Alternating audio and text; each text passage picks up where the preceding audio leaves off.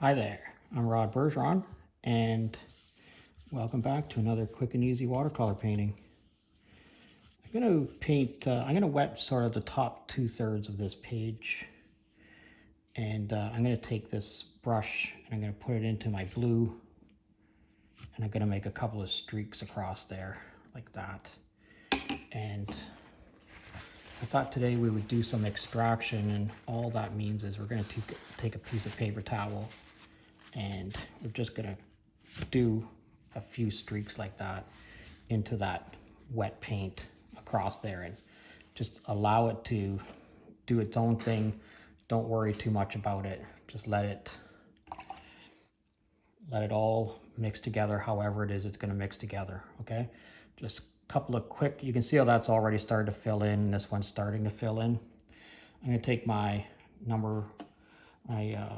3/4 inch flat brush here, and I'm putting it into this Payne's gray wash that I have here, and we're going to put some pine trees in here. So we're going to use this brush in a very vertical fashion, and we're just going to touch this onto here in a few places. Okay, so that's you can see how that's a little bit drier because of where I've touched it. Okay, but we're just going to let this start to all blend together in there. And we're not going to do too much more than that with it right now. We're going to put some Payne's gray across here, and maybe pick it up a little bit more intensely, put it across there. All right, so again, we're just going to let this all bleed together. I'm not going to rinse this out. I'm going to touch it to my Payne's gray again, and I'm going to come back here, and I'm just going to put in a few more pine trees, okay? Right into that wet area that we already have on there. And we're just going to let that all bleed together. I'm going to take this brush, I'm going to touch it into some of this that I have across here already. You can see how that's starting to give us some really nice bleeds going on in there. Okay, so rinse this out and grab up some sienna.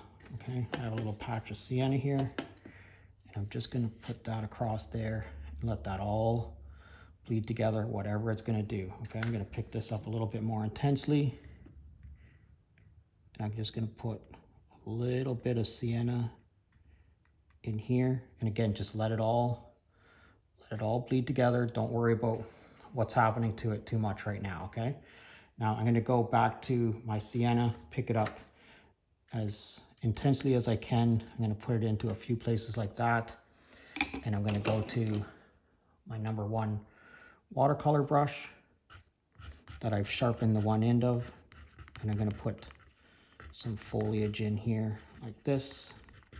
Just some quick expressive lines to allude to where some foliage might be across there. See those bleeds that are going on in there? That's pretty nice. This isn't bleeding quite so much because this is where we pulled those lines out of, but don't worry about that right now, okay? Let that all do its thing. We're gonna grab a little bit of, not a little bit, we're gonna grab a whole bunch of sap green on our brush, and we're gonna go across here like this. And again, just let that all bleed together. I'm going to pick up a little bit more of that, a little bit more intensely. Just let that all bleed together. Maybe put a little swipe of that down in here. But again, you're not going to do too much more to it than that, okay? Just let it bleed together. Don't worry about where it's going right now, okay? I'm going to take this sap green, and I'm going to add this in a few places to create some more pine trees for us.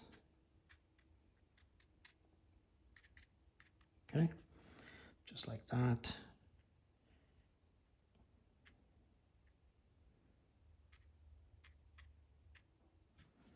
Okay, that's bleeding together really nicely there. That's turned out pretty much exactly how it was that I was thinking about it. If you want, you can take your brush, or I say brush, it doesn't have to be brush. You know, you can, I've sharpened the one end of my #1 round watercolor brush, but you could use a barbecue skewer, wooden toothpick, you know, whatever it is I would suggest that you use something wooden. It usually turns out for the best if you use something wooden. All right, that's turned out pretty cool across there. I like this little puddle of green right here. I might put some scribe marks coming out of that too. All right, let's leave that all now. So we're going to take, this is all going to be yellow ochre across here. Okay, so I rinsed my brush out pretty good. I'm going to pick up a whole bunch of yellow ochre pretty intensely. And the idea is going to be that we do one brush stroke from one side to the other. Okay, so just one continuous stroke, pick up as much paint as you can, and then just one stroke across. And you'll see that color starts to come down. Some of this color starting to go up. There's a little bit of white space across there. That's perfectly fine. We can just take our brush and go across there again. And that's all starting to bleed together famously, no problem. Looks great. All right, one last thing that we're gonna do here. We're gonna take a little bit of our sienna and we're just gonna drop it into a few places here, a few places there. Nice, that's pretty good. I like it. All right, and then you can always add a little bit. If you think there's other places that you need some, put a little bit more in. All right, salt time. I got a little bag of salt here, and I'm gonna put a couple of grains down here, a couple of grains up in here, and maybe just a few across there. Wherever you want a little bit of drama, add some salt.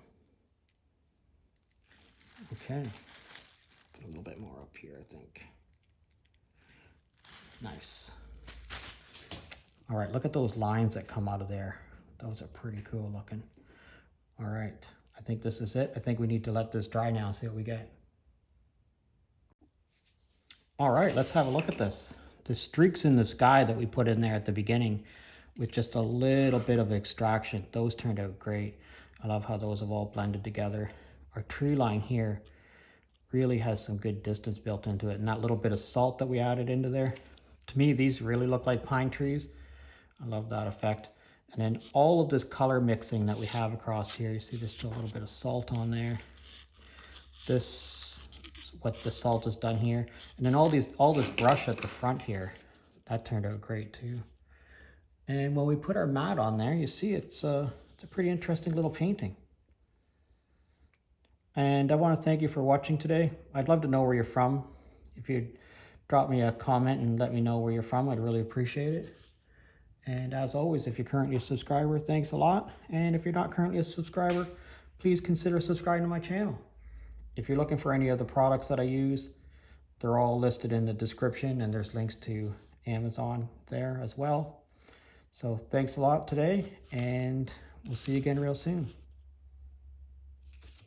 A little bit of salt still on there.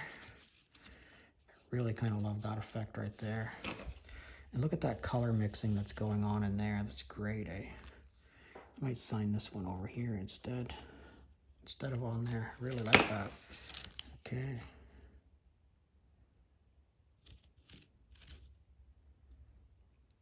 All right, thanks for watching. Have an awesome day.